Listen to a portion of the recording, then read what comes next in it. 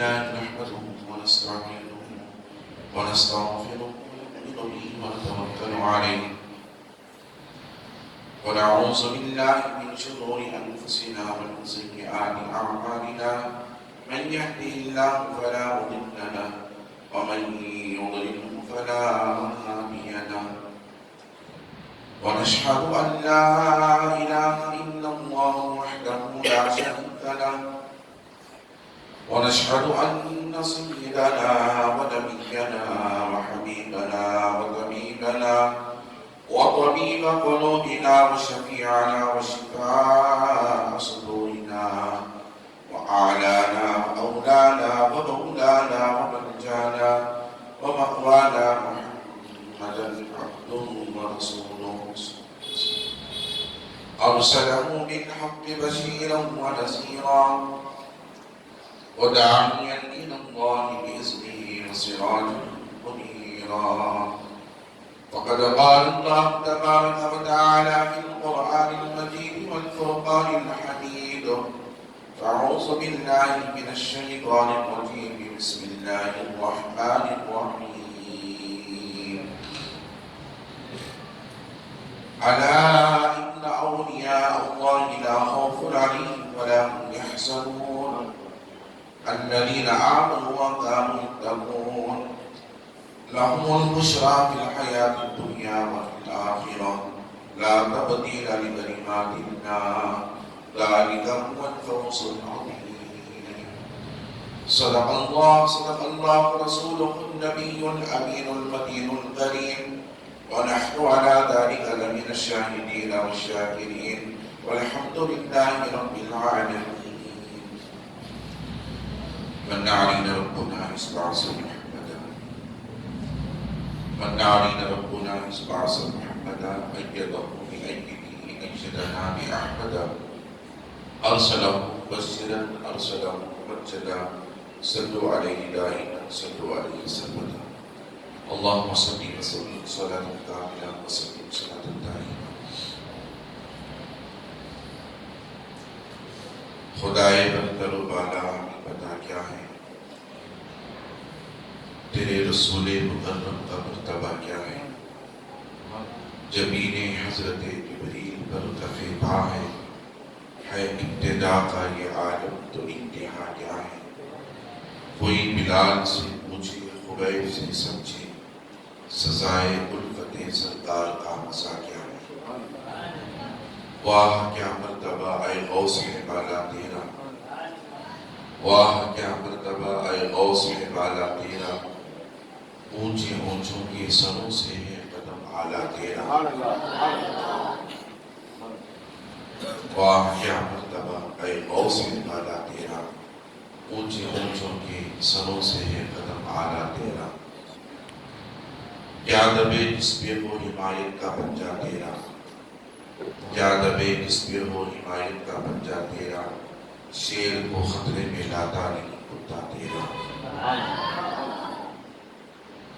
عزیزان محترم معزز سامعین کرام نوجوان ساتھی عزیز بچوں السلام علیکم ورحمۃ اللہ وبرکاتہ خطبے کے بعد میں نے اس آیت مبارکہ کی تلاوت کا شرف حاصل کیا ہے اسے موضوع سخن بنانے سے قبل آئے ہم اور آپ مل کر سب سے پہلے بدر خدا کی لکیر سراج الصالحین انیس العالمین رحمت للعالمین مکے کے سردار مدنی کے تاجدار دائی حلیمہ کے پیارے بے سہاروں کے سہارے نبی محترم رسول مکرم نور مجسم آفتاب رسالت ماہتاب نبوت کونین کی زینت غم گسار امت صاحب جود و عطا ہم غریبوں کے آقا و مولا حضور سید عالم احمد مصطفیٰ جناب محمد رسول اللہ صلی اللہ تعالی علیہ وسلم کی مقدس ذات بابرکات کی بارگاہ میں عقیدت محبت تحفت ہدیت تشریف کا ذرا پیش فرمائیں بڑے اللہم صلی علی سیدنا نبی کے نام علیہ وسلم صلاۃ و سلام علیہ یا رسول اللہ نبی اور آل نبی کی بارگاہ میں ایک مرتبہ محبت انداز میں صلی اللہ علیہ نبی وآلہ صلی اللہ علیہ وسلم صلاۃ و سلام علیک یا نبی اللہ رسول اور آل رسول کی بارگاہ میں ایک مرتبہ بابا سے بلند اللہم صلی علی سیدنا محمد وعلی النبی والکرم وعلی آلہ الکرام واصحابہ الرضوان اجمعین وبارک وسلم ابدا لی خمسۃ خفی بہا حضرت وباء الحاتمہ المصطفى والمرتضى وبلاغنا والفاطمہ فسجل یا الہی کل صعب بحرمت سید الابرار سید. اللہ رب العزت کا بھی انتہا فضل و کرم ہے اس نے ہمیں اور آپ اس کے پیارے حبیب دانائے قیوم صلی اللہ علیہ وسلم کی امت میں پیدا فرمائے. لاکھوں کروڑوں درود و سلام اس کے آخری پیارے رسول علیہ الصلوۃ والسلام مقدس ذات بابرکات پر جن کے خالق اللہ رب العزت نے تمام کائنات کا وجود بخشا. عزیزان محترم، اس سے پہلے کہ میں اپنی تقریر کا آغاز کروں، آقا علیہ الصلوۃ والسلام نے فرمایا جو شخص اس پر 3 مرتبہ دن میں اور 3 مرتبہ رات میں درود شریف پڑھے گا، اللہ تبارک و تعالی عز و جل پر حق ہے کہ اللہ تعالی اس کے گناہوں کو معاف فرمائے. عزیزان محترم، اتنی بڑی سعادت والی اور برکت والی اور مغفرت والی بشارت ہے کہ بندہ مومن اگر دن میں 3 مرتبہ اور شام میں 3 مرتبہ مصطفیٰ جان رحمت صلی اللہ علیہ وسلم پر درود شریف پڑھتا ہے تو حضور ارشاد فرماتے ہیں اللہ پر حق ہے کہ اللہ تعالیٰ اس بندے کے اس دن کے اور اس رات کے گناہوں کو معاف فرماتے ہیں.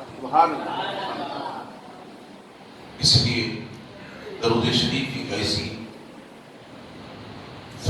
ایسا فضیلت والا ذکر ہے اس سے اللہ تعالیٰ اس بندے سے راضی بھی ہوتا ہے اور اس بندے کی مغفرت بھی فرماتا ہے. اس لیے ہمیں صبح و شام جو ہے اللہ کے حبیب علیہ السلام پر درود و سلام کی دلیں پیش کرنا چاہیے. درود شریف پڑھیں. اللہم صلی علی سیدنا محمد نبی کے نام کریمنا مولانا محمد وسلم صلاۃ و سلام علیہ یا رسول. یہ مہینہ ربیع الثانی کا مہینہ ہے اور اللہ رب العزت نے اپنی قرآن مجید و فرقان حمید میں ارشاد فرمایا الا ان اولیاء اللہ لا خوف علیہم ولا هم يحزنون. خبردار اللہ کے ولیوں نہ کسی چیز کا خوف ہے اور نہ ہی کسی چیز کا غم ہے. یہ قرآن مجید کی آیت مبارکہ الا ان اولیاء اللہ لا خوف علیہم ولا هم يحزنون. خبردار اللہ کے ولیوں نہ کسی چیز کا خوف ہے نہ کسی چیز کا غم ہے. الذین آمنوا وقالوا یتقون. بے شک یہ ایمان والے اور تقوی والے یعنی ولی وہ ہوتے ہیں جن کا شعار تقوی ہوتا ہے، جن کا شعار پرہیزگاری ہوتی ہے اور سب سے پہلے یہ ایمان والے ہوتے ہیں. تو گویا اللہ تبارک و تعالی عز و جل نے اپنی ولایت جن بندوں کو عطا فرمایا ان بندوں کا شعار بھی بتایا کہ وہ اہل ایمان میں سے ہوں گے. وہ کن میں سے ہوں گے؟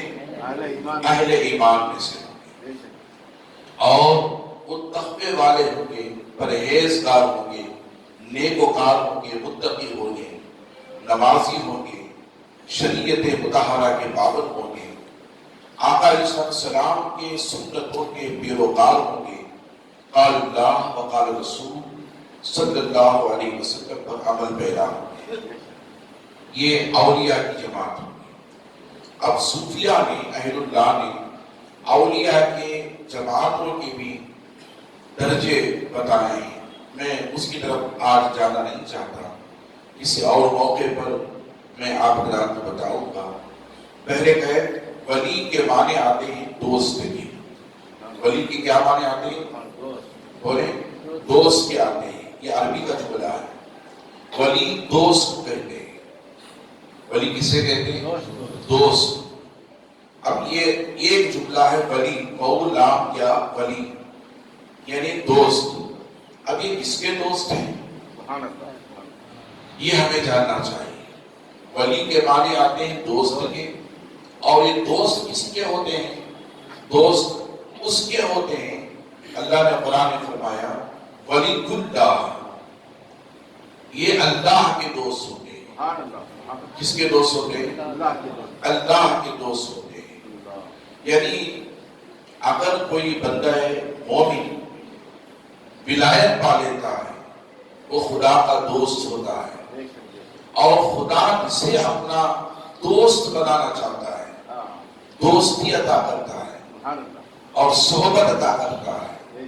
خدا اپنی رغبت جنہیں عطا فرماتا ہے، قربت جنہیں عطا فرماتا ہے، اسے اپنا دوست بنا لیتا ہے، اسے اپنا ولی بنا لیتا ہے. تو وہ ولی کا بننا کوئی معمولی بات نہیں ہے. اور ولی جو ہے محنت سے نہیں ہوتا ہے، ولی محنت سے نہیں ہوتا ہے بلکہ خدا کے فضل سے ہوتا ہے. یاد رکھیں، کوئی لاکھ بھی محنت کرے اس کا ارادہ یہ ہو کہ میں ولی بن جاؤں، جب تک خدا کا فضل اس پر نہ ہو اس وقت تک وہ ولی نہیں ہو سکتا. بلکہ خدا جس پر اپنا فضل فرماتا ہے اسے اپنا ولی بناتا ہے، اسے اپنا دوست بناتا ہے. الا ان اولیاء اللہ لا خوف علیہم ولا هم يحزنون الذین آمنوا وقاموا يتقون. خبردار، اللہ کے ولیوں کو نہ کسی چیز کا خوف ہے اور نہ ہی کسی چیز کا غم ہے. الذین آمنوا وقاموا يتقون، بے شک یہ ایمان والے اور اہل تقوی سے ہوں گے. اور لہم البشریٰ فی الحیات الدنیا وفی الآخرہ، جب تک یہ زمین پر رہیں گے اللہ کی بشارتیں تب بھی ان کو ہوتی رہیں گی، اور یہ زمین کے اندر آخرت کی طرف کوچ کر جائیں گے تب بھی اللہ کی بشارتیں ان کو ہوتی رہیں گی. لا تبدیل لکلمات اللہ، اللہ فرماتا اللہ کے کلمات کو بھی بدل نہیں سکتا. ذالک هو الفوز العظیم، یہ وہ جماعت ہے جو اللہ رب العزت کی بارگاہ سے بڑی عظمت پائی ہے. عظمت والی جماعت ہے. اولیاء کے مقام کو ہم نے نہیں سمجھا. جب ہم نے ولیوں کے مقام کو نہیں سمجھا تو صحابہ کے مقام کو کیا سمجھا؟ صحابہ کے مقام کو نہیں سمجھا تو اہل بیت کے مقام کو کیا سمجھا؟ اہل بیت کے مقام کو نہیں سمجھا تو نبی کے مقام کو کیا سمجھا؟ نبی کے مقام کو نہیں سمجھا تو خدا کے مرتبہ و مقام کو کیا سمجھا؟ خدا کی شان کیا ہے، اس کی قدرت کیا ہے، اور اس کا مرتبہ کیا ہے، اور اس کی طاقت کیا ہے. میرے شیخ محترم فرماتے ہیں ذرے ذرے سے نمایاں ہیں مگر بنہا ہے. خدا کی شان میں کہتے ہیں ذرے ذرے سے نمایاں ہیں مگر بنہا ہے. میرے معبود تیری پردہ نشینی ہے عجیب، میرے معبود تیری پردہ نشینی ہے عجیب. دور اتنا تخیل کی رسائی ہے محال، دور اتنا کہ تخیل کی رسائی ہے محال، اور غربت کا یہ عالم کے رگے جہاں سے قریب. یہ خدا کی شان ہے، یہ اس کا مرتبہ ہے. عزیزان محترم، درود شریف پڑھیں اللہم صلی علی سیدنا شفیعنا حبیبنا نبینا کریمنا مولانا محمد وبارک وسلم. صلی اللہ علیہ صلاۃ والسلام علیکہ یا رسول اللہ صلی اللہ علیہ وسلم. ہم اولیاء کے کرامتوں کو بیان کرتے ہیں اور یہ بتانے کی کوشش کرتے ہیں ولی وہ ہوتا ہے جو کرامت بتاتا ہے. عزیزان محترم، نہیں، ولی کرامت بتانے سے ولی نہیں ہوتا ہے. یاد رکھیں، ولی کرامت اس لیے بتاتا ہے تاکہ لوگ اللہ کی وحدانیت پر ایمان لے کر آئیں اور رسول اللہ صلی اللہ علیہ وسلم کی رسالت پر ایمان لے کر آئیں. اس لیے جب جب ضرورت پڑتی ہے ہر وقت ولی کرامت بتاتے نہیں پھرتا ہے. لیکن کرامت تو سب سے بڑی یہ ہے کہ کرامت بتانے سے ولی کا مرتبہ نہیں بڑھتا ہے، کرامت سے بڑھ کر تقویٰ ہوتا ہے. کرامت سے بڑھ کر ولی کا تقویٰ ہوتا ہے، اس کی پرہیزگاری ہوتی ہے. عزیزان محترم، اسی لیے اللہ رب العزت نے فرمایا میرا ولی وہ ہوتا ہے جو ایمان والا ہوتا ہے اور تقوی والا ہوتا ہے. اللہ نے ولی کے تقوی کا ذکر فرمایا ہے. میرا دوست تقوی والا ہوتا ہے، کبھی وہ جھوٹ نہیں بولتا، کبھی وہ چوری نہیں کرتا، کبھی وہ غیبت نہیں کرتا، کبھی وہ برائی نہیں کرتا۔ ولی وہ ہوتا ہے جو خدا کی شان کے مطابق، خدا کے مرتبہ مقام کے مطابق، خدا جو اپنے مرتبہ مقام کے مطابق ولی پر فضل فرماتا ہے، اس فضل کو لے کر، اس ولایت کو لے کر، اس مرتبہ مقام کو لے کر ولی اللہ کے رسول کے دین کی اشاعت کرتا ہوا چلا جاتا ہے، اللہ کے حبیب علیہ السلام کے تقوی کو بتاتا ہوا چلا جاتا ہے۔ پرہیزگاری کسے کہتے ہیں، تقوی کسے کہتے ہیں، نماز کسے کہتے ہیں، روزہ کسے کہتے ہیں، حج کسے کہتے ہیں، زکات کسے کہتے ہیں، قال اللہ کسے کہتے ہیں، قال رسول کسے کہتے ہیں، یہ ولی کا مقام ہوتا ہے۔ اللہ نے فرمایا الذین آمنوا وقالوا اتقون، میرا ولی وہ ہوتا ہے جو تقوی والا ہوتا ہے اور پرہیزگار ہوتا ہے۔ آؤ میں ایک نوجوان کا واقعہ میں آپ حضرات کے سامنے رکھتا ہوا چلوں۔ ایک نوجوان 3 دن سے فاقہ کش اور جو دن میں روزہ رکھا کرتا تھا، رات میں اللہ کی بندگی میں رہا کرتا تھا، دن کا روزہ، رات میں اللہ کی بندگی اور تقوی و طہارت اور اللہ کے دین کی خاطر جنگ و جدال میں رہا کرتا تھا۔ تقوی اس کا شعار تھا، پرہیزگاری اس کا کردار تھا، نبی علیہ السلام کی سنتوں کا پابند تھا۔ ایک نوجوان فاقہ کش 3 دن سے بھوکا پیاسا ایک نہر کے کنارے سے گزر رہا تھا، دیکھا کہ بھوک لگی ہوئی ہے اور ایک نہر سے ایک سیب بہتا ہوا جا رہا ہے۔ اس نے اس سیب کو دیکھا، اس نے سوچا نہیں کہ یہ سیب کس کا ہے۔ بھوک اور پیاس کی شدت نے اس سیب کی طرف اس نوجوان کے ہاتھ کو بڑھایا، اس نوجوان نے اس بہتے ہوئے سیب کو نہر سے اٹھایا اور اٹھانے کے بعد کھا لیا۔ کھانے کے بعد خیال آیا کہ غالباً یہ سیب کس کا ہوگا۔ اللہ، اس نوجوان کو خیال آیا کہ یہ سیب کس کا ہوگا۔ خشیت الہی، خوف خدا زبان پر بول رہی تھی، اے نوجوان، تو نے بغیر کسی اجازت کے اس مالک کے باغ کے سیب کے مالک کے تو نے اٹھا کر کھا لیا، کل بروز قیامت خدا کی بارگاہ میں حساب و کتاب کے موقع پر کیا جواب دے گا؟ کیا جواب دے گا؟ اسی تقوی، اسی پرہیزگار، اسی خشیت نے اس نوجوان کو اس سیب کے مالک کی طرف لے گیا اور وہ نوجوان تلاش کرتا ہوا نہر کے کنارے جا رہا تھا۔ دیکھا ایک بڑی حویلی ہے اور ایک سیب کا باغ ہے اور سیب کے باغ کے ایک ٹہنی جو ہے سیب کے درخت کی نہر کی طرف جھکی ہوئی ہے اور اس میں سیب لگے ہوئے ہیں، اور یہ نوجوان سوچتا ہے کہ شاید یہی وہ باغ ہے، یہی وہ حویلی ہے جس میں سیب کا مالک رہتا ہے، اور یہی وہ باغ ہے جس باغ کے درخت کی ٹہنی نہر کی طرف جھکی ہوئی ہے، سیب اسی میں سے پڑا ہوگا۔ وہ نوجوان اندر داخل ہوتا ہے، باغ کے اندر داخل ہوتا ہے اور مالک کے باغ سے ملاقات کرتا ہے۔ مالک کے باغ سے ملاقات کرنے کے بعد سلام کرتا ہے، سلام کرنے کے بعد اس مالک کے باغ سے کہتا ہے کہ آپ کے باغ سے ایک سیب نہر میں پڑ کر بہتا ہوا جا رہا تھا، میں نے اس آنکھ کو سے اٹھا کر آپ کی اجازت کے بغیر کھا لیا، آپ کی اجازت کے بغیر کھا لیا، آپ مجھے معاف فرما دیں، آپ مجھے معاف فرما دیں۔ اب جو مالک باغ تھا اس نے دیکھا کہ یہ بڑا تقوی والا لگتا ہے، بڑا پرہیزگار لگتا ہے، اس کے دل میں اللہ کا بڑا خوف ہے، اللہ کی بڑی خشیت ہے، اس کا کردار لگتا ہے کہ تقوی کا شعار ہے، اور یہ نوجوان اس کے دل میں اللہ کا خوف، اللہ کی خشیت، تقوی، پرہیزگاری اور اس کا شعار لگتا ہے، لہذا ہو سکتا ہے کہ اللہ کا نیک ہو، اللہ کا نیک بندہ ہو، پرہیزگار بندہ ہو، تو اس نے اس نوجوان کی گزارش پر یہ کہا کہ اے اللہ کے بندے بھی معاف تو کر سکتا ہوں مگر میری ایک شرط ہے، میری ایک شرط ہے۔ وہ نوجوان کہتا آپ کی شرط کیا ہے؟ تو وہ مالک باغ کہتا میری شرط یہ ہے 12 سال میرے باغ کی رکھوالی کرنا پڑے گا، 12 سال تک میرے باغ کی دیکھ بھالی کرنا پڑے گا، اور میرے باغ کے سیبوں کے درختوں کو تمہیں پانی سینچنا پڑے گا، پانی دینا پڑے گا، پانی ڈالنا پڑے گا، رکھوالی کرنا پڑے گا۔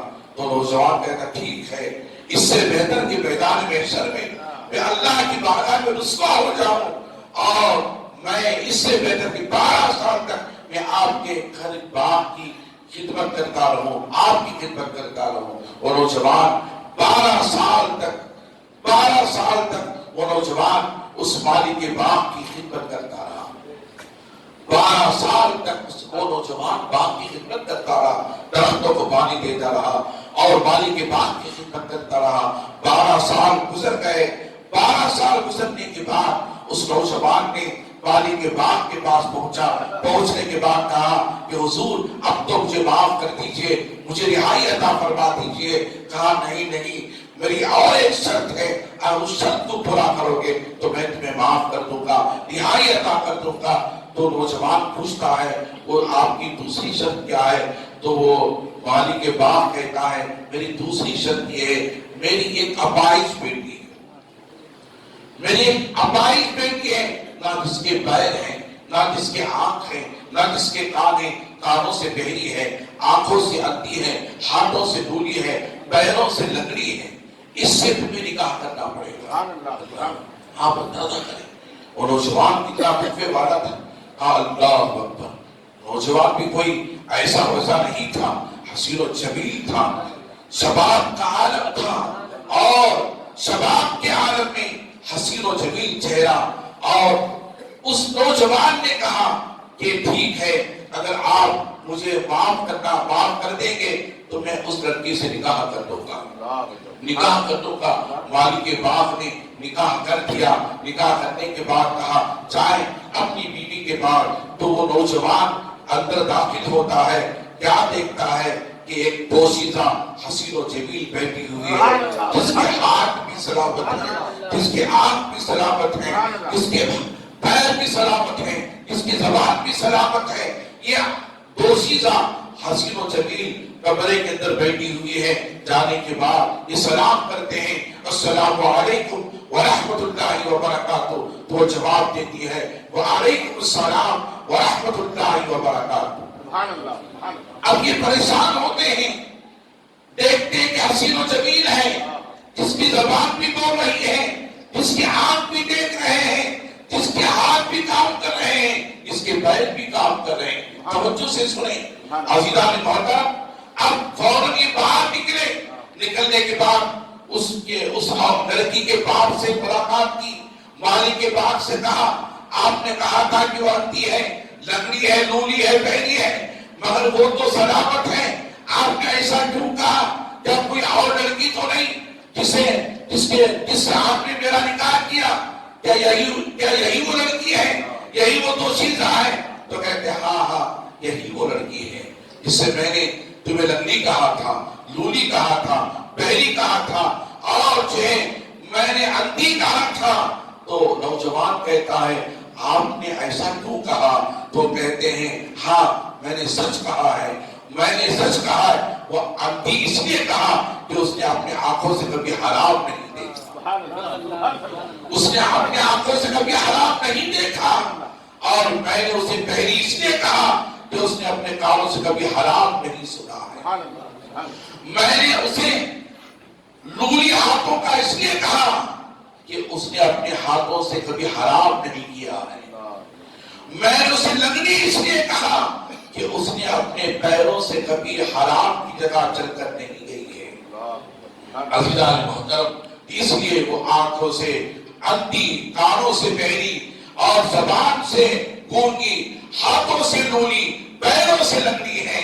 عزیزان محترم کہتے ہاں یہی وہ لڑکی ہے، جاؤ آپ اپنی زوجہ سے ملاقات کرو، آپ اپنی بیوی سے ملاقات کرو۔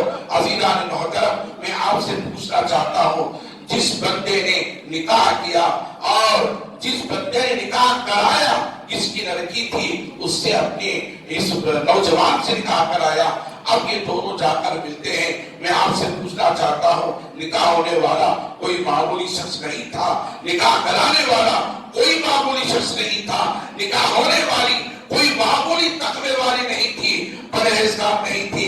آج آپ کو میں بتاتا چلوں، جاننے کی کوشش کریں۔ لوگ کرامت بتاتے ہیں، یقیناً کرامت اولیاء کی صفت ہے، مگر کرامت اولیاء کے مقام کو نہیں بتاتی ہے، مگر اللہ کے ولی کا مقام وہ ہے۔ یاد رکھ لیں، ہر نبی ولی بھی ہوتا ہے، پیغمبر اور نبی بھی ہوتا ہے۔ ہر نبی ولی بھی ہوتا ہے، پیغمبر اور نبی بھی ہوتا ہے۔ اور یاد رکھ لیں، ہر ولی پیغمبر ولی ہوتا ہے، مگر نبی نہیں ہوتا، نبی نہیں ہوتا۔ یاد رکھ لیں، ولی کے بارے میں نے بتا دیا، دوست کے ہیں، کس کے دوست؟ اللہ کے دوست کے ہیں۔ عزیزان محترم، میں آپ حضرات کو بتاؤں، ولایت جہاں سے تقسیم ہوتی ہے وہ مولا کائنات کا در ہوتا ہے، وہ مولا کائنات کا در ہوتا ہے جہاں سے ولایت تقسیم ہوتی ہے۔ عزیزان محترم، ولی بنتا نبی بنتا ہے تو مصطفیٰ کے در سے بنتا ہے، ولی بنتا ہے تو مولا کائنات حضرت علی کے در سے بنتا ہے۔ اسی لیے تو حضور نے فرمایا، انا شام علم، میں علم کا شہر ہوں، وعلی کن بابوہا، میرا علی اس کا دروازہ، انا دار حکمت، میں حکمت کا شہر ہوں۔ مصطفیٰ نے فرمایا، انا دار حکمت وعلی کن بابوہا، اور میں حکمت کا شہر اور اس شہر کا دروازہ میرا علی ہے۔ حضور نے فرمایا، کیا فرماتے، من کنت مولا ہوں فہذا علی کن مولا، میں جس کا مولا ہوں میرا علی بھی اس کا مولا ہے۔ اللہ ولی علی کے مقام کو بتایا۔ اور میں آپ حضرات کو بتاتا چلوں، عزیزان محترم، میں بتاتا چلوں علی کا مقام کیا ہے۔ ایک شخص حضور کی بارگاہ میں پہنچا، ولی کائنات کا مقام کیا ہے، حضور کی بارگاہ میں پہنچا۔ پہنچنے کے بعد کہا، اے محمد عربی، مسلمان نہیں تھا، مسلمان نہیں تھا، حضور کی بارگاہ میں پہنچا۔ پہنچنے کے بعد کہا، اے محمد عربی، آپ اپنے آپ کو نبی کہتے ہیں، اللہ کا رسول کہتے ہیں، پیغام لانے والا کہتے ہیں، مجھ پر کتاب اترتی ہے یہ آپ کہتے ہیں۔ اگر آپ سچے رسول ہیں، سچے نبی ہیں، خدا کے پیغمبر ہیں، تو آپ کسی مردے کو زندہ کر کے بتا دیں۔ اللہ، جو سوال کرنے والا تھا وہ کتاب تورات کا عالم تھا، کوئی معمولی شخص نہیں تھا۔ عزیزان محترم، اس نے کہا، اللہ کے سچے رسول، براق رسول، اللہ کے پیغمبر، اللہ کے نبی ہیں، تو کسی مردے کو زندہ کر کے بتا دیں۔ تو وہ جانتا تھا نبی وہ ہوتا ہے جو مردوں کو زندہ کرتا ہے، وہ جانتا تھا نبی رسول وہ ہوتا ہے جو مردوں کو زندہ کرتا ہے، وہ جانتا تھا پیغمبر وہ ہوتا ہے جو مردوں کو زندہ کرتا ہے۔ عزیزان محترم، آپ اندازہ کریں، وہ جانتا تھا غیر مسلم ہے، مسلمان نہیں ہے، اس کے دل میں یہ عقیدہ، نبی وہ ہوتا ہے جو مردوں کو زندہ کرنے والا، رسول وہ ہوتا ہے جو مردوں کو زندہ کرنے والا، پیغمبر وہ ہوتا ہے جس کے جسم کے اندر جان نہیں ہے، اس کے جسم میں جان لوٹانے والا۔ عزیزان محترم، میں پوچھنا چاہتا ہوں، اس کے دل میں ایمان نہیں ہے، نہ خدا پر ایمان، نہ رسول پر ایمان، نہ کتاب اللہ پر ایمان، ایسا شخص یہ جانتا ہے نبی کا مقام مردوں کو زندہ کرنا، نبی کی شان مردوں کو زندہ کرنا، تو مسلمان ہو کر اگر کوئی کہے نبی کے اندر کوئی جاذبیت نہیں ہے، نبی کے اندر کوئی مقام نہیں ہے، تو میں کہتا ہوں یہ کافر، اور جو مسلمان نہیں تھا اس سے گیا، اس سے زیادہ گیا گزرا ہے۔ عزیزان محترم، حضور سے کیا کہا، اگر آپ سچے رسول ہیں تو کسی مردے کو زندہ کر کے بتائے۔ حضور نے مسکرایا، حضور نے مسکرایا، مسکرا کر فرمایا، اے اللہ کے بندے، یہ نہیں فرمایا کہ میں مردے کو زندہ کروں گا، یہ بھی نہیں فرمایا کہ میں مردے کو زندہ نہیں کروں گا۔ حضور نے فرمایا، کہاں ہے علی، کہاں ہے علی؟ اللہ غنی، اللہ حضرت علی لبیک کہتے ہوئے حاضر ہوئے، لبیک یا رسول اللہ، لبیک یا رسول اللہ۔ حضرت علی حاضر ہوئے، توجہ سے سنیں، میں بتانا چاہتا ہوں ولی کا مقام کیا ہوتا ہے، ولی کا مقام کیا ہوتا ہے۔ حضرت علی صحابی بھی ہیں، حضرت علی ولی بھی ہیں۔ عزیزان محترم، جن کے در سے ولایت تقسیم ہوتی ہے وہ علی کا در ہوتا ہے، جس کے در سے ولایت تقسیم ہوتی ہے وہ علی کا در ہوتا ہے، اور جس کے در سے نبوت تقسیم ہوتی ہے وہ نبی کا در ہوتا ہے، وہ نبی کا در ہوتا ہے۔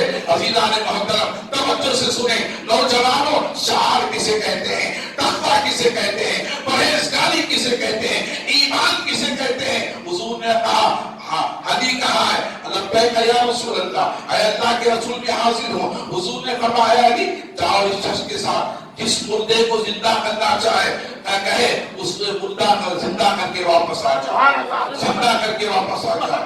اللہ علی، اب جو شخص سوال کر رہا تھا آپ سچے رسول ہیں تو کسی مردے کو زندہ کر کے بتائیں، اس نے کہا جب ان کے نبی سے یہ نہیں ہو سکتا تو ان کے ولی سے کیا ہوگا، ان کے علی سے کیا ہوگا، ان کے غلام سے کیا ہوگا، ان کے داماد سے کیا ہوگا؟ کہا ٹھیک ہے میں چاہتا ہوں۔ جانے کے بعد حضرت علی اس کے ساتھ چلتے گئے۔ حضرت علی نے کہا کہاں لے کر کے چل رہا ہے؟ ہمارے قبرستان جو عیسائیوں کا قبرستان ہے میں آپ کو وہاں لے کر کے چل رہا ہوں۔ عزیزان محترم، اب وہ شخص گیا، جانے کے بعد عیسائیوں کے قبرستان تو حضرت علی کو لے کر کے گیا۔ علی کو لے جانے کے بعد ایک بہت ہی بڑی پرانی بوسیدہ قبر تھی، اس کی طرف اشارہ کر کے کہا آپ اسے مردہ کریں، آپ اسے زندہ کریں، اس مردے کو زندہ کریں، اس قبر والے کو زندہ کریں۔ اللہ علی، حضرت علی نے کیا کہا؟ اے اللہ کے بندے سن، اسے زندہ کرو یا یہ دنیا میں جو کاروبار تجارت بزنس کرتا تھا اس کے ساتھ اسے زندہ کرو۔ کیا مقام ہے حضرت علی کا، کیا مقام ہے حضرت علی کا۔ حضرت علی کے چہرے پر بل نہیں آیا، بل نہیں آیا، جانتے تھے کہ میرا مقام مصطفیٰ نے اس مقام پر رکھا ہے، اس مقام پر رکھا ہے۔ ارے حضرت علی کی شان تو شان، ان کا مقام تو مقام، خدا کی عزت کی قسم حضرت علی اپنے آنکھوں سے جس شہر پر نظر ڈالتے وہ زندہ ہو جاتے، وہ زندہ ہو جاتی، ایسے زندہ ہوتی۔ میرے آقا نے فرمایا انا شاب علم و علی الباب، میں علم کا شہر میرا علی اس کا دروازہ ہے، بل کنت مولاہ۔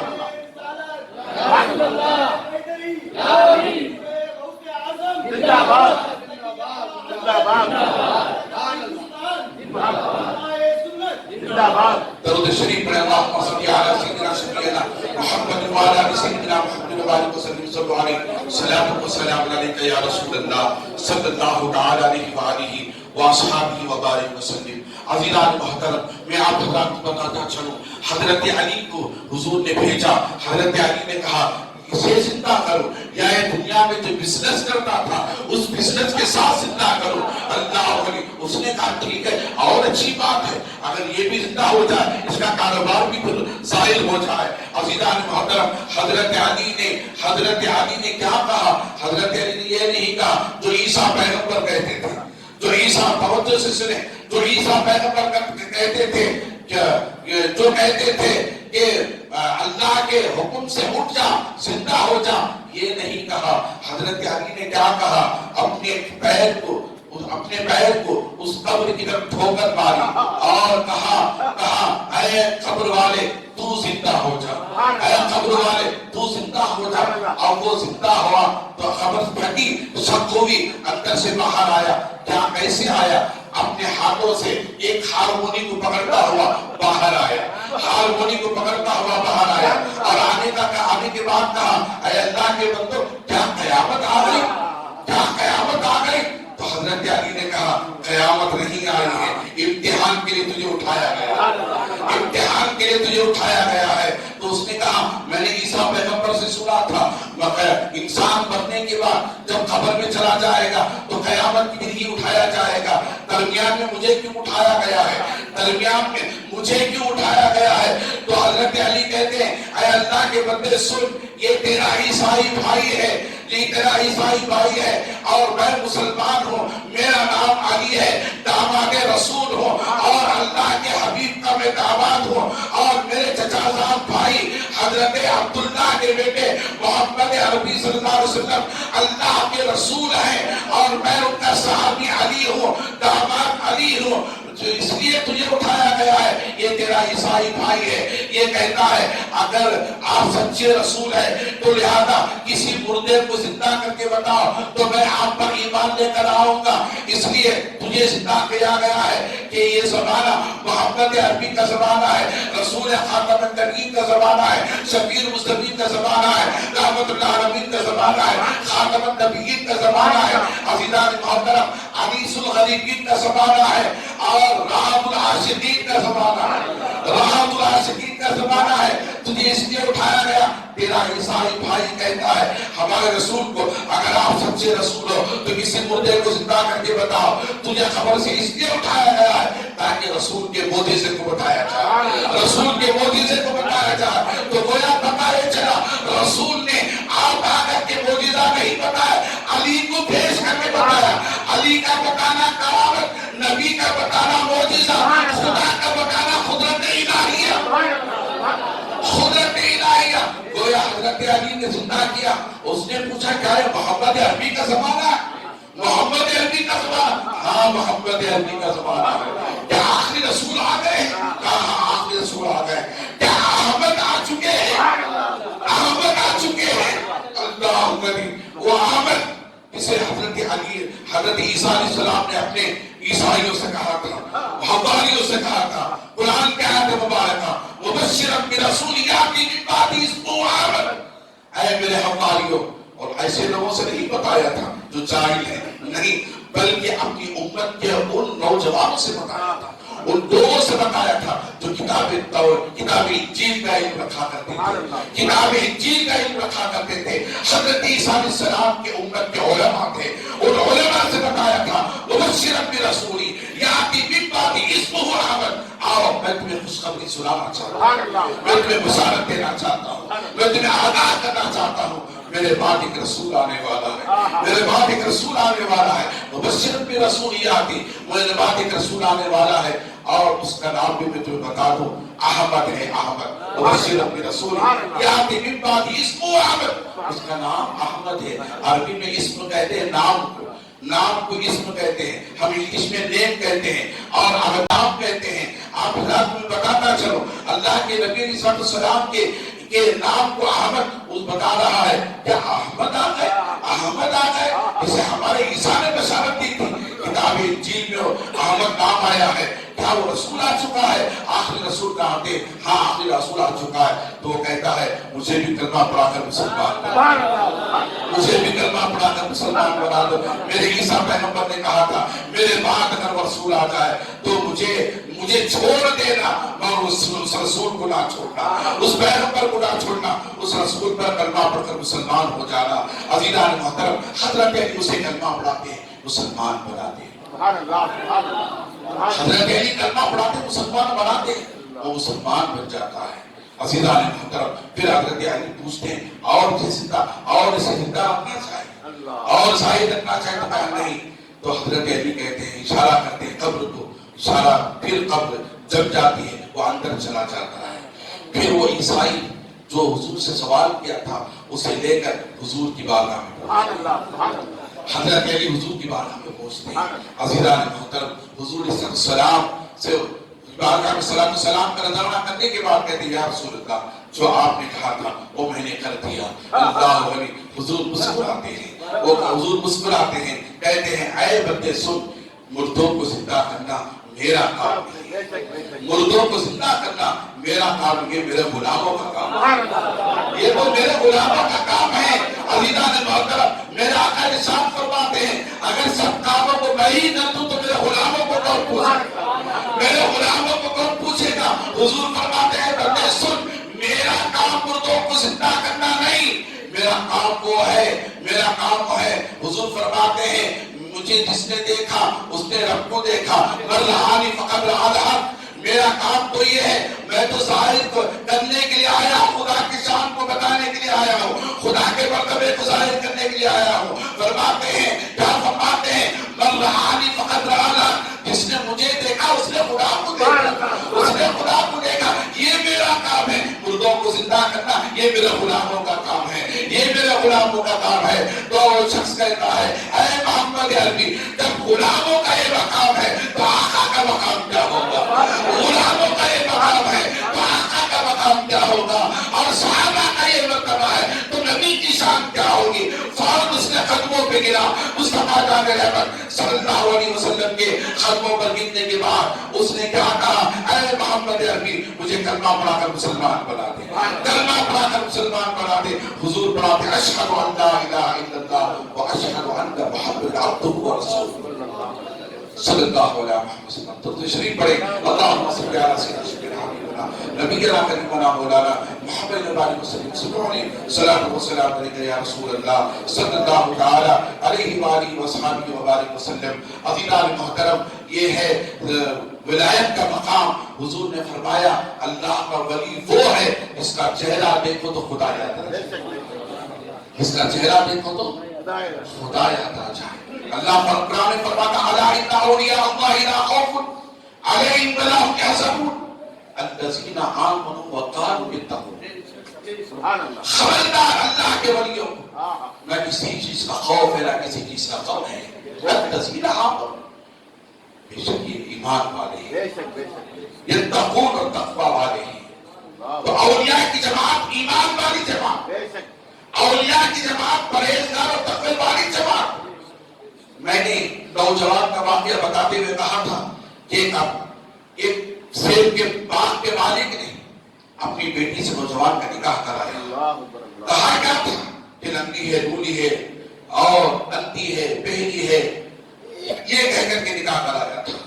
مگر دیکھنے سے کیا لگتی ہے؟ حسین و جمیل، خوبصورت، شباب کا عالم، دوشیزہ، اللہ غنی. جو نکاح کرایا وہ قاؤد تھا، کوئی معمولی شخص نہیں تھا. وہ سیدنا ابو صالح جی، وہ سیدنا ابو صالح، سیدنا ابو صالح جی کی دوست رحمت اللہ تعالی علیہ کے سسر تھے اور جن کے ساتھ نکاح کرایا گیا عزیزان محترم وہ کوئی معمولی عورت نہیں تھی بلکہ وہ امام حسین کے اولادوں میں سے، امام حسین کے اولادوں میں سے. عزیزان محترم جن کا نام حضرت سیدہ فاطمہ ام الخیر رحمت اللہ تعالی تھا. اور جو نکاح ہوا کوئی معمولی شخص نہیں تھا بلکہ امام حسن کے اولادوں میں سے تھا.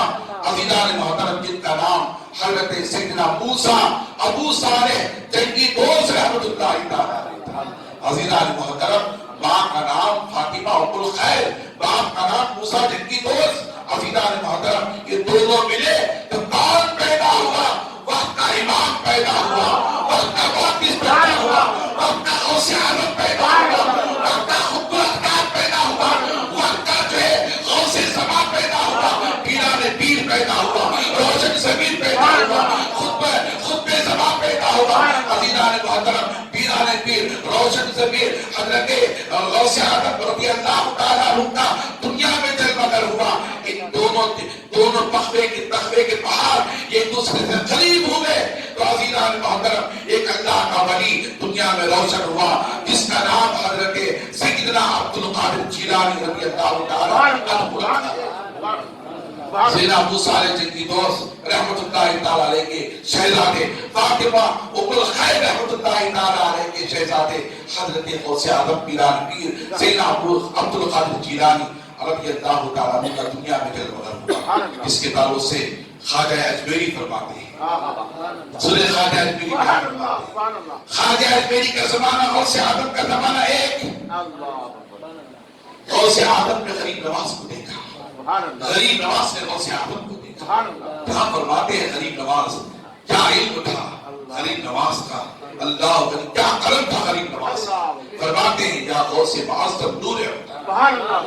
جب غوث اعظم کا زمانہ پایا غریب نواز نے، غوث اعظم کو دیکھا غریب نواز نے، غوث اعظم کے چہرے کو دیکھا، غوث اعظم کے شباب کو دیکھا، غوث اعظم کے علم کو دیکھا، غوث اعظم کے تخوے کو دیکھا، غوث اعظم کی کرامت کو دیکھا، غوث اعظم کے زہد کو دیکھا، غوث اعظم کی پرہیزگاری کو دیکھا، غوث اعظم کے نبی کے سنتوں کے اوپر چلنے کو دیکھا، غوث اعظم کے مرتبہ مقام کو دیکھا، غوث اعظم کی شان کو دیکھا. عزیزان محترم تو غریب نواز پکار اٹھے یا غوث معظم نور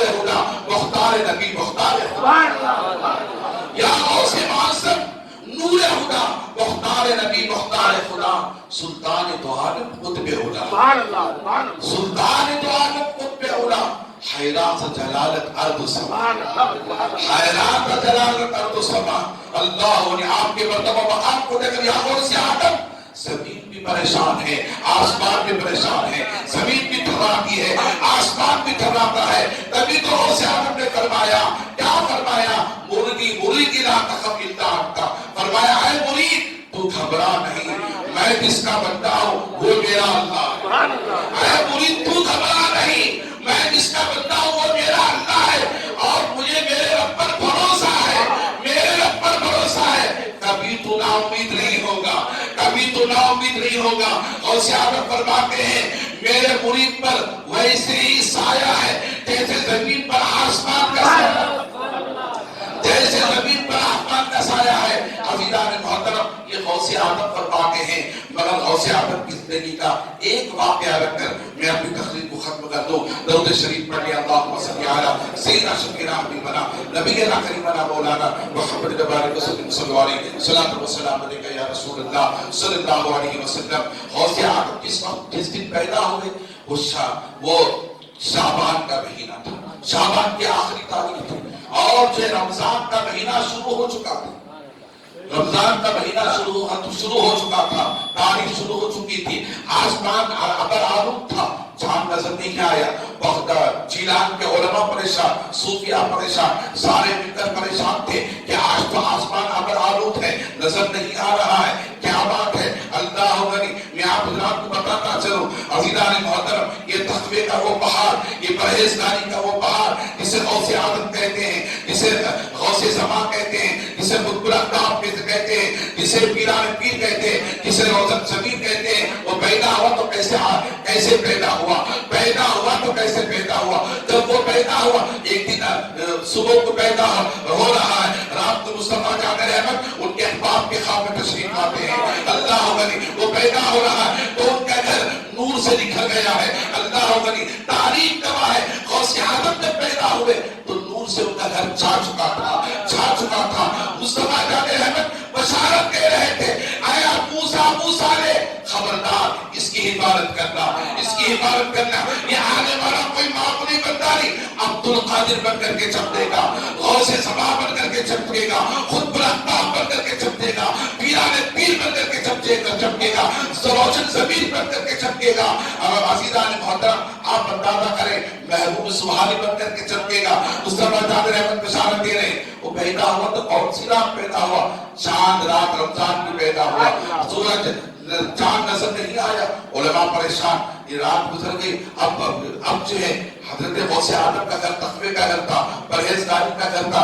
اب وہ پہنچے غوث آدم کے دادی کے گھر پہنچے، غوث آدم کے دادی کے گھر پہنچے، جا کر کے باہر سے دستک دیا، دستک دینے کے بعد کہا کہ کیا آج چاند نظر آ چکا ہے؟ تو کہا کیا دوسرے دن تھا، ایک روزہ بھی گزر گیا ہے، ایک روزہ بھی گزر گیا ہے۔ کہا غوث آدم کی امی نے، میرے بچے نے صبح ساڑھے سے لے کر اب تک دودھ نہیں پیا ہے، ہو سکتا ہے کہ آج رمضان کا پہلا روزہ ہو۔ غوث آدم کی ماں بھی روزے کی حالت میں، غوث آدم کا بچہ بھی روزے کی حالت میں۔ آپ اندازہ کریں، آپ پوچھیں کہ روزے کی حالت میں غوث آدم کی ماں کیسے ہو سکتی ہے؟ عزیزان محترم، یہ بڑا مسئلہ ہے، آئندہ جمعہ میں آپ حضرات کو بتاؤں گا۔ جبکہ بچہ پیدا ہو چکا ہے، بچہ پیدا ہونے کے بعد ماں ناپاک ہوتی ہے، 40 دن تک وہ روزہ نہیں رکھ سکتی، 40 دن تک وہ نماز نہیں پڑھ سکتی۔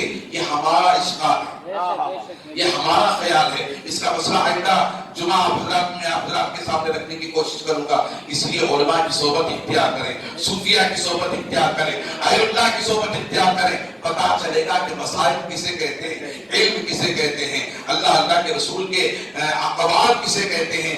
عزیزان محترم، بس میں اسی پر اپنی تقریر کو ختم کرتے ہوئے آئندہ جمعہ سے باقی رکھتے ہوئے دعا کو اللہ کی بارگاہ میں اللہ ہم سب کو ایمان والا بنا دے، شریعت پر چلنے والا بنا دے، نمازوں کی پابندی کرنے والا بنا دے، ماں باپ کی خدمت کرنے والا بنا دے۔ اللہ تعالی ہمارا تعلق اولیاء اللہ سے پیدا فرما دے، خواجہ اجمیری سے پیدا فرما دے، غوث عالم سے پیدا فرما دے، خواجہ بندہ نواز سے پیدا فرما دے، مقبول سکرا سے پیدا فرما دے، اللہ توکل بسام سے پیدا فرما دے. یہ وہ جماعت ہے جس کے تعلق میں رب نے فرمایا الا ان اولیاء اللہ لا خوف علیہم ولا هم يحزنون الذين آمنوا وقالوا يتقون. واخر دعوانا ان الحمد لله رب العالمين. سنت